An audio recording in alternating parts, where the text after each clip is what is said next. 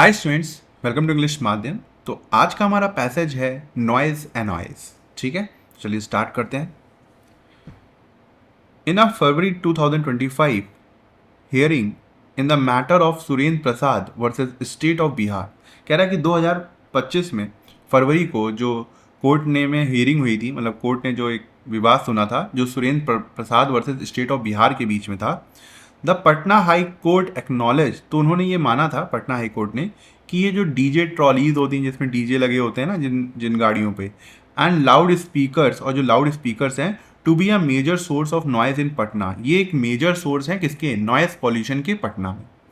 After criticising the Bihar state pollution control board for failing, कह रहा है कि जो कोर्ट ने Bihar state pollution control board को क्रिटिसाइज करने के बाद कि वो फेल रहे हैं टू कर्ब कंट्रोल करने में इस मैनेस को, इस सीरियस ट्रबल को या इस सीरियस सिचुएशन को, justice Rajeev Roy directed the BSP CB to obtain reports from the police. तो उसके बाद इन्होंने BSP CB, मतलब यही पॉल्यूशन कंट्रोल बोर्ड को निर्देश दिया कि वो रिपोर्ट्स को लें पुलिस से कि अबाउट परमिशंस ग्रांटेड, कि उन्होंने कितनी परमिशंस ग्रांट की, मतलब लोगों को दी है ये लाउड स्पीकर बजाने के लिए, to operators of these noise sources, जो ये नॉइज सोर्सेज मतलब जो नॉइज फैला रहे हैं, एंड द एक्शन टेकन, और उसके खिलाफ इन्होंने क्या एक्शन लिया।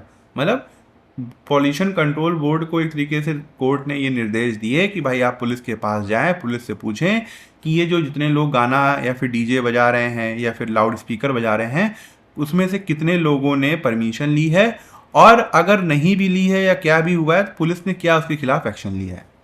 इन अक्टूबर में द पुलिस सेड, पुलिस ने कहा था, दे हैड सीज इक्विपमेंट, कि इन्होंने इक्विपमेंट को सीज कर लिया है, मतलब अपने कंट्रोल में ले लिया है, लेविड फाइन्स, और अगर कोई वायलेशन हुआ है तो उसके ऊपर फाइन लगाया है, and so on over 3 months इन पटना, बरहा एंड फतुआ, और ये सब कुछ वो करते रहे हैं इन 3 महीनों में, जो कि पटना में, बरहा में और फतुआ में।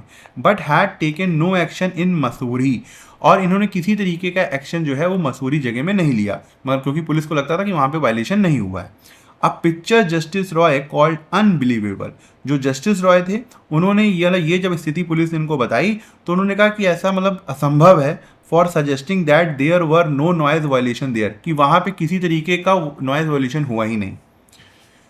In the course of these hearing, कह रहा है कि इस सुनवाई के दौरान जस्टिस रॉय ऑल्सो समन पुलिस ऑफिसर, उन्होंने पुलिस ऑफिसर्स को भी बुलाया, एंड अपब्रेडेड, और फटकार लगाई, अपब्रेडेड मतलब फटकार लगाना, boiler plate affidavits, boiler plate affidavits का मतलब ये होता है कि एक ही तरीके का बयान बार बार दे देना। मतलब कोई बहुत बड़ा पुलिस वाला, मान लो SP आया, उससे पूछा गया भाई नॉइस कैसे बढ़ गई, तो वो कह देगा कि सर यहाँ पे फेस्टिवल हो रहा था तो हम रोक नहीं पाए क्योंकि आर्टिकल 21 के अंतर्गत लोगों को अपने रिलीजन प्रैक्टिस करने का अधिकार है।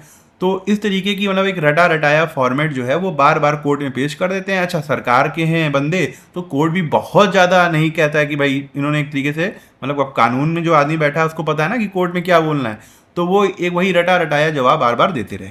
और भी किसी मतलब और भी कोई वजह होगी उसके लिए भी जो जस्टिस रॉय थे उन्होंने फटकार लगाई।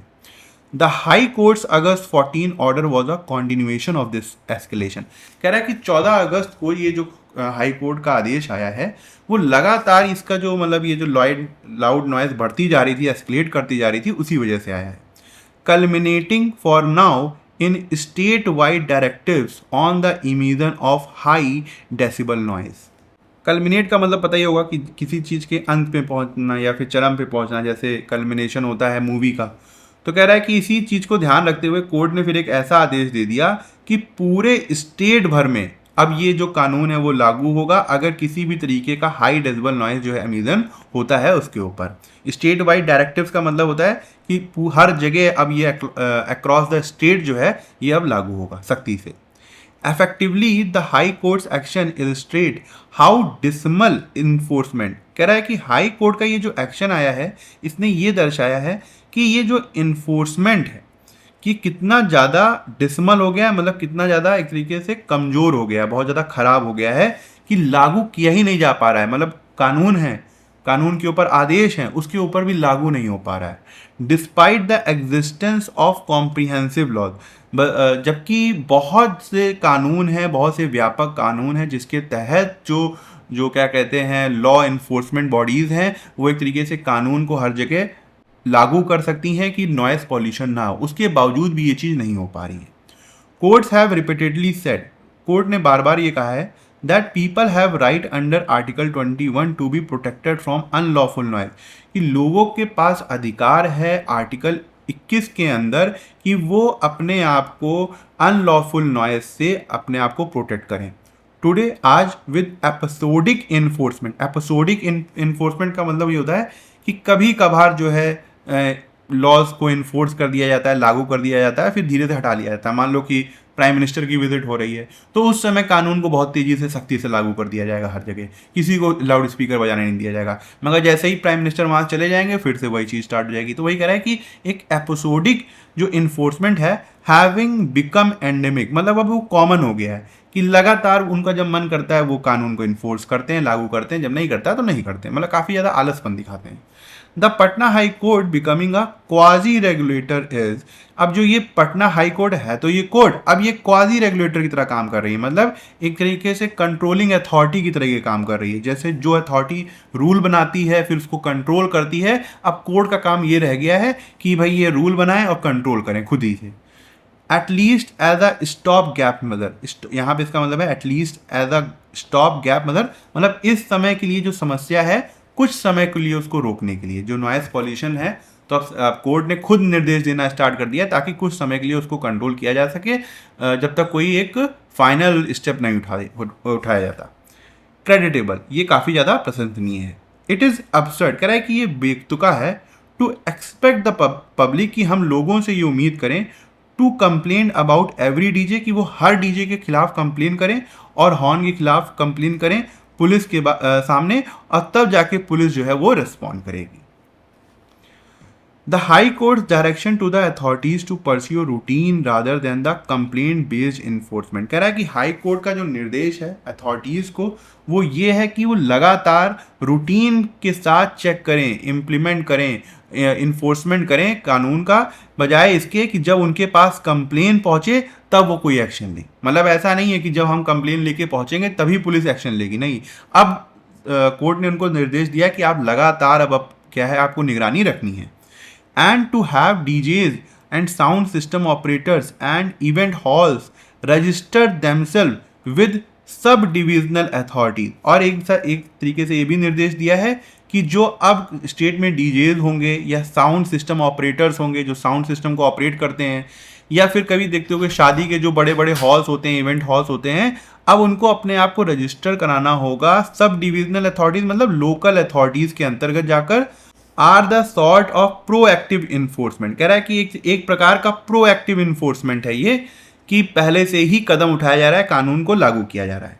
दैट रेगुलेटिंग, जो कि कंट्रोल करेगा नॉइस पॉल्यूशन में इन पर्टिकुलर वारंट, इन पर्टिकुलर वारंट्स का मतलब होता है कि खास तौर पर जब जरूरी होगा तब ये जो प्रोएक्टिव मेजर है वो नॉइस पॉल्यूशन को कंट्रोल करेगा।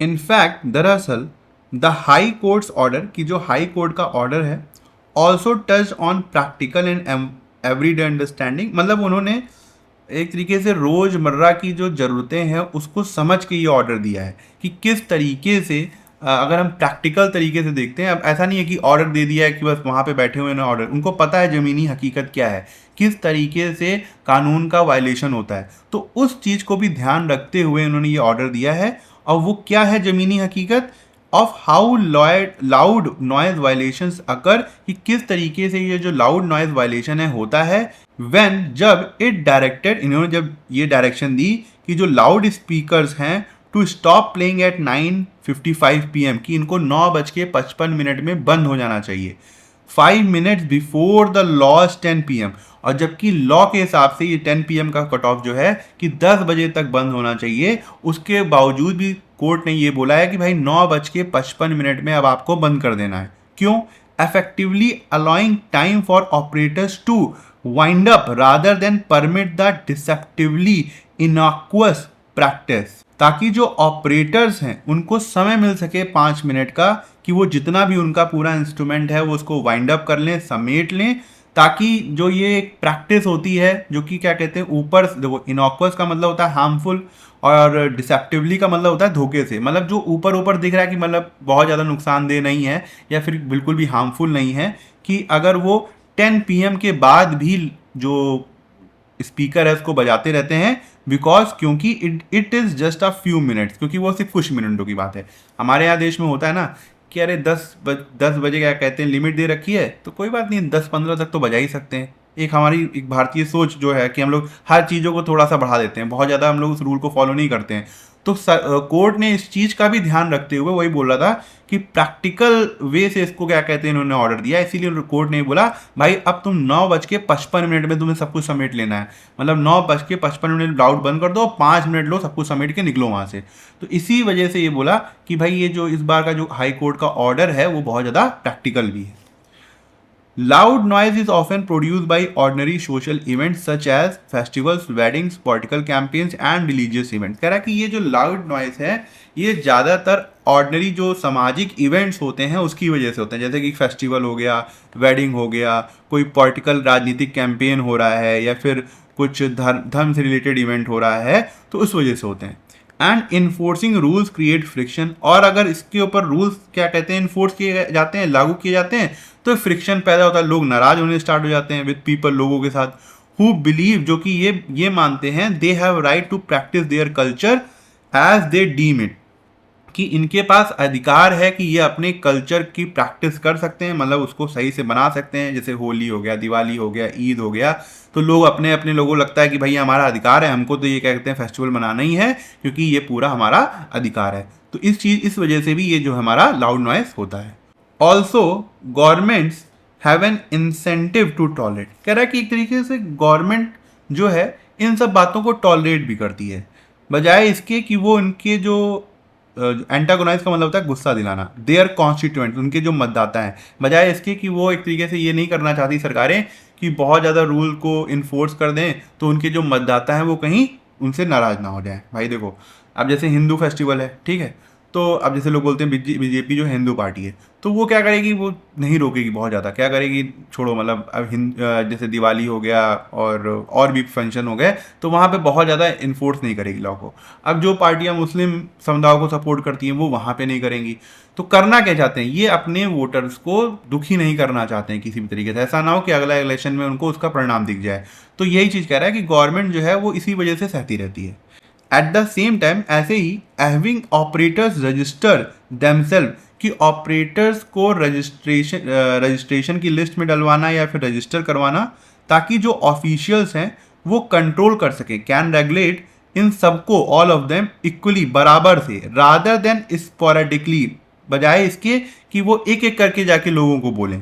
Can also eliminate selective intervention, तो इससे ये हो सकता है कि जो पुलिस कुछ चुनिंदा लोगों के खिलाफ एक्शन लेती थी, वो उस स्थिति को भी हम हटा सकते हैं। कहने का मतलब ये है कि अगर सारे ऑपरेटर्स रजिस्टर्ड हो जाएंगे तो ऑफिशियल्स को या फिर पुलिस को एक समान जैसा एक्शन लेना होगा, बजाय कि वो कुछ ही लोगों के ऊपर लेते हैं। इन द फाइनल एनालिसिस, कह रहा है कि फाइनल एनालिसिस में the success of the high courts latest order should be measured by whether the state develops a consistent habit of enforcement, कि जो हाई कोर्ट का ऑर्डर है उसकी सफलता इस बात पर निर्धारित होगी कि जो स्टेट के अंदर वो एक आदत वो डेवलप कर पाए, क्या वो आदत डलवा पाए कि एक लगातार इन्फोर्समेंट की कानून लगातार जो है वो लागू रहे। जैसे कि पॉलीथीन में था, कभी कभार देखो अचानक से पॉलीथीन बंद हो जाती है मार्केट में, हर जगह इन्फोर्समेंट हो जाता है लॉज का कि भाई आप क्या कहते हैं पॉलीथीन को नहीं बेच सकते या फिर किसी सामान के साथ नहीं दे सकते हैं, मगर फिर देखो धीरे धीरे क्या होता है, 1 2 3 महीने के बाद वो फिर से नॉर्मल हो जाता है। तो वही चीज़ है, कह रहा है कि कोर्ट का ऑर्डर की सफलता इस बात पर निर्भर है कि जो इन्होंने ये जो ऑर्डर दिया है, क्या स्टेट उससे एक हैबिट डेवलप कर सकता है कि लगातार उसको फॉलो करवाए, लोगों को लगातार उस कानून को लागू करे, तभी हम ये समझ पाएंगे कि कितनी इसकी सफलता है। Why did Justice Roy characterize the police report concerning the Masaurhi region as unbelievable? ये जस्टिस रॉय थे, इन्होंने ये जो मसूरी रीजन का जो रिपोर्ट थी पुलिस की उसको अनबिलीवेबल क्यों कहा था, क्योंकि पुलिस ने कहा था कि वहाँ पे एक तरीके से किसी तरीके का वायलेशन नहीं हुआ है। The report failed to include the total amount of these fines collected, नहीं, it suggested a total absence of violation in that specific area। हाँ, इससे ये दर्शाता था कि उस एरिया में किसी भी तरीके का उल्लंघन हुआ ही नहीं है कानून का। तो इससे क्या हो गया, जो कोर्ट था वो एकदम चकित रह गया कि ये तो हो ही नहीं सकता, असंभव है। तो बी हमारा करेक्ट आंसर है। Which of the following best describe the quasi-regulatory role currently adopted by the Patna high court? Quasi regulatory का मतलब होता है जो कानून बनाते हैं, कानून को कंट्रोल करते हैं। तो पटना हाई कोर्ट आजकल ऐसा ही काम कर रहा है नॉइस पॉल्यूशन के मामले में। The court is actively drafting new legislative amendment, मतलब ये किसी तरीके का अमेंडमेंट ला रहे हैं, बदलाव ला रहे हैं, रिप्लेसिंग एग्जिस्टिंग इन्वायरमेंटल लॉज, और जो इस समय जो पर्यावरण के कानून है उसको रिप्लेस कर रहे हैं, नहीं। The judiciary is temporarily assuming oversight function due to the failure of the executive branch। हाँ, जो हमारा कोर्ट है, जुडिशरी है, वो इस समय देख रेख का काम कर रहे हैं, क्योंकि जो हमारी एग्जीक्यूटिव बॉडी है, जो कानून को एग्जीक्यूट करती है, वो पूरी तरीके से उसका फेलियर रहा है। इस वजह से ये पटना हाई कोर्ट को क्वाजी रेगुलेटरी बोला गया था। तो बी हमारा करेक्ट है। What is the underlying logic for the directive to terminate loudspeaker uses 5 minutes prior to the official's legal deadline? कह रहा है कि कोर्ट ने ऐसा क्यों कहा था कि जो लाउड स्पीकर है वो 5 मिनट पहले ही बंद हो जाना चाहिए कट ऑफ टाइम से। उसके पीछे का क्या रीज़न है, क्या लॉजिक है, ताकि वो अपना सब सामान जो है वो रैप अप कर पाएँ और 10 बजे के बाद किसी तरीके का बहाना ना दे पाएँ कि हाँ बस रैप अप करने में टाइम लग गया, इस तरीके का कोई बहाना ना दे पाएँ। To account for the technical lag time, technical lag time की तो बात ही नहीं है यहाँ पे। To provide a standardise grace period for law enforcement to reach the venue for inspection, ताकि एक लॉ इन्फोर्समेंट बॉडीज जो हैं, जो कानून को हर जगह लागू करती हैं, उनको समय मिल सके कि वो इंस्पेक्शन करने उस जगह पहुंच सके, ऐसा भी नहीं है। To preemptively address the behavioural tendency of users to ignore the precision of time limits, ताकि जो लोगों की एक आदत होती है, मानसिकता होती है कि वो टाइम का हमारे यहाँ ध्यान नहीं रखा जाता है। जब किसी को तुम 10 बजे बुलाओ तो वो पक्का 10:30 बजे आएगा, ठीक है। या तुम किसी से बोलते हो कि हम 5 मिनट बाद पहुँच रहे हैं तो तुम आधे घंटे बाद पहुँचते हो।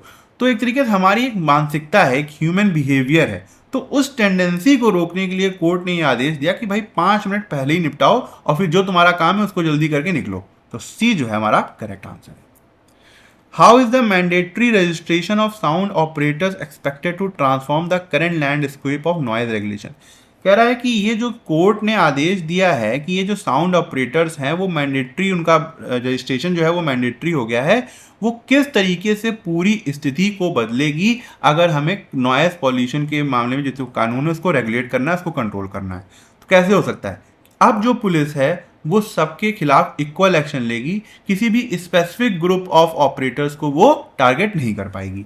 Bye shifting the burden of proof from the local police to the individual organisers, नहीं। By creating a centralised database that allow the state to collect higher environmental cess, कि एक सेंट्रलाइज्ड डेटाबेस बनाया जा सके ताकि जो स्टेट है वो एक इन्वायरमेंटल टैक्स ले सके, नहीं।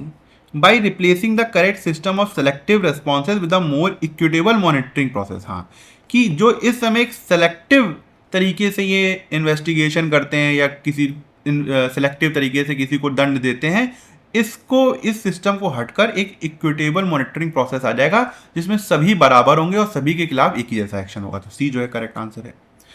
अकॉर्डिंग टू द पैसेज के अनुसार, why does a friction exist between strict rule enforcement and the interest of the state government, कि ये जो अगर सरकार जो है वो बहुत ही ज़्यादा कड़ाई से रूल को इन्फोर्स करती है और जो सरकार के खुद के हित हैं उसमें इतना टकराव क्यों है? भाई टकराव क्यों है?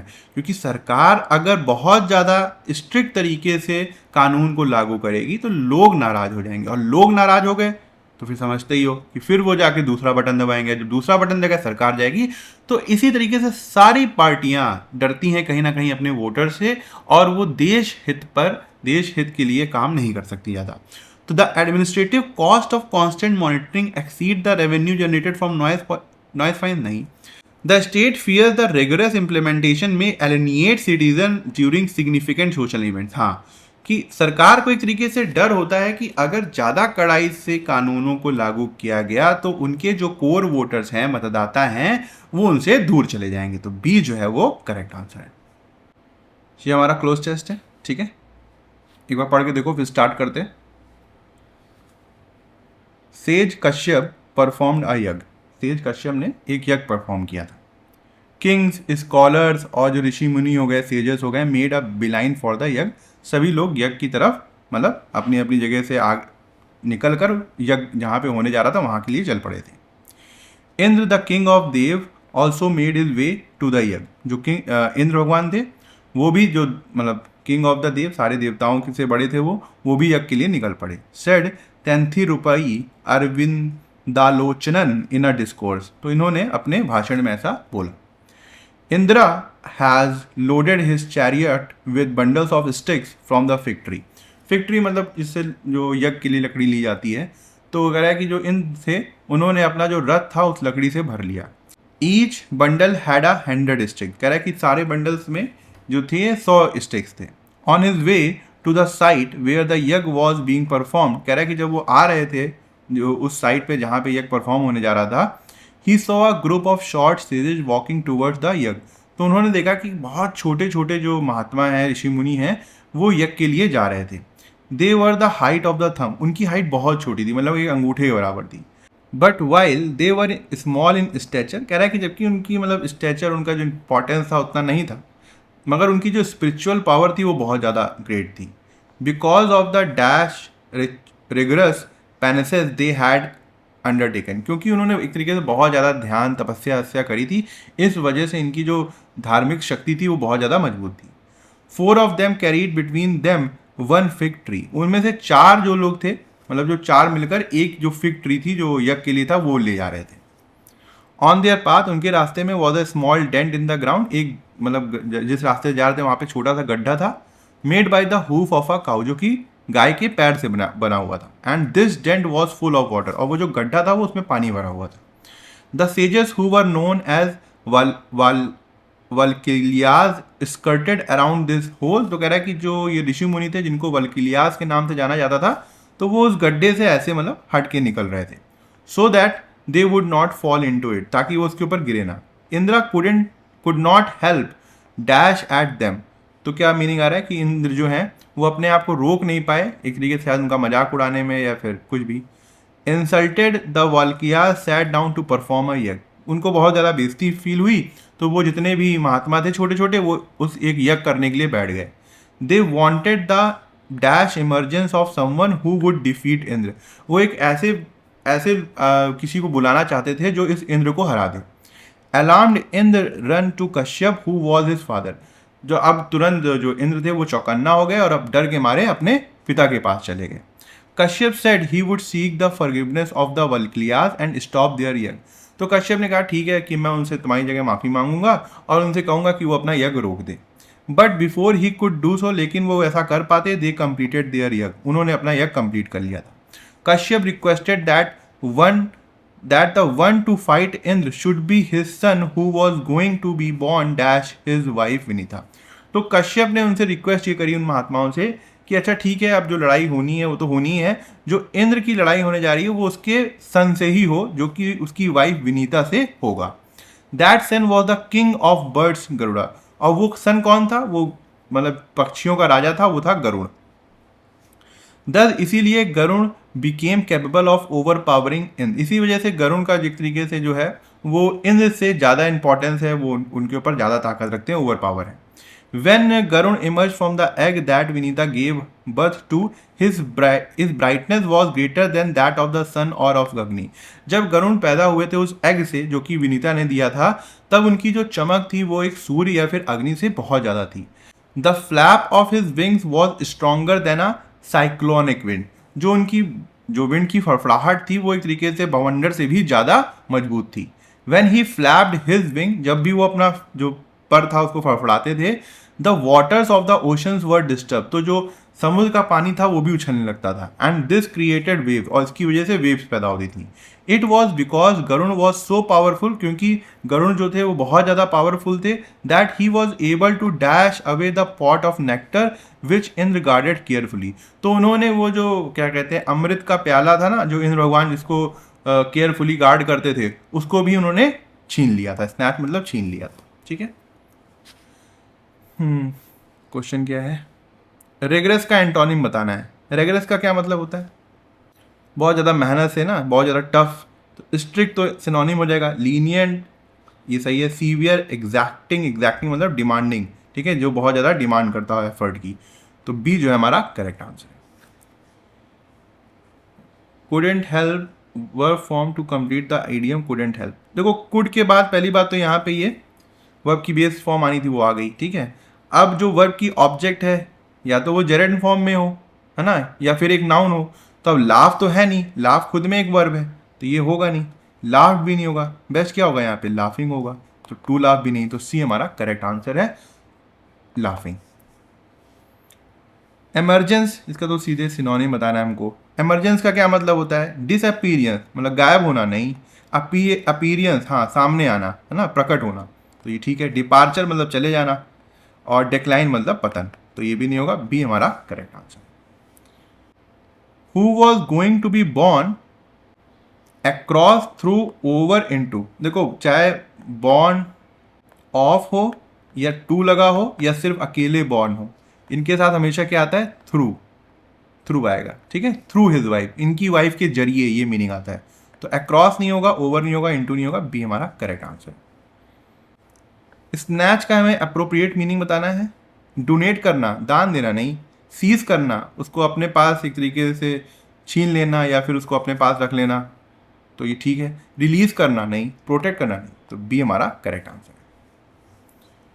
यह है पैरादम्बल, एक बार खुद से ट्राई करो, ठीक है। ऑप्शन कह रहा है I was not sure whether it was the effect of El Nino, कह रहा है कि मैं श्योर नहीं हूं कि क्या ये एल नीनो का इफेक्ट है। क्या चीज़ बोलना चाह रहा है? अचानक से ये कोई बात बोल सकता है, I wasn't sure whether it was the effect of El Nino, तो हम इसके साथ नहीं जाएंगे। टू कह रहा है कि क्लियर स्काइज के साथ इट अपीयर्ड, ऐसा लग रहा था that the summer had come back, की समर आ गया है, ठीक है। यहाँ पे दो ऑप्शन 3 के दिए हैं, इसको चेक कर लेते हैं पहले। The heavy rain had stop after days of destruction, कह रहा है कि जो हैवी रेन था वो स्टॉप हो गई काफ़ी डिस्ट्रक्शन करने के बाद, काफ़ी लोगों को उसने मार दिया या फिर घायल कर दिया, ठीक है। 3 के बाद यहाँ पे एक ऑप्शन दिया है 4 और यहाँ पे एक ऑप्शन दिया है 2। कह रहा है कि I wasn't sure whether it was the effect of El Nino playing havoc with the climate in many parts of the world as reported in the media, कह रहा है कि मैं श्योर नहीं था कि क्या ये एल नीनो का इफेक्ट था जिसने पूरी हर जगह तबाही मचा दी पूरी दुनिया में, ठीक है। 2 कह रहा है with clear skies it appeared that the summer had come back, कि जब ये जो क्लियर स्काइज हो गए तो इससे पता चला कि जो समर था वो वापस आ गया। देखो यहाँ पे हैवी रेन जो है वो रुक चुकी है, ठीक है, हैवी रेन रुक चुकी है काफ़ी डिस्ट्रक्शन करने के बाद।